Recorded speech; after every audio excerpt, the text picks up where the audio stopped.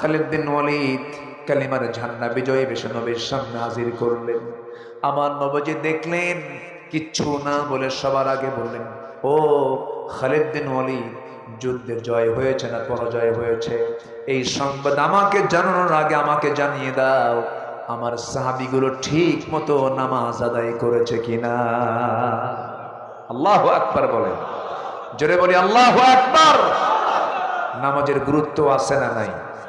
আল্লাহ সবচেয়ে বেশি রেগে যান নামাজ ছাড়লে পরে।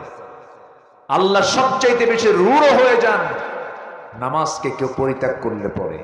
এবং ফাখালাফা মিন বা'দিহিম খালফুন আদাউস সালাহ ওয়াত্তাবাউশ শাহাওয়াতি ফাসাওফা ইয়ালকাউনা গায়্যা।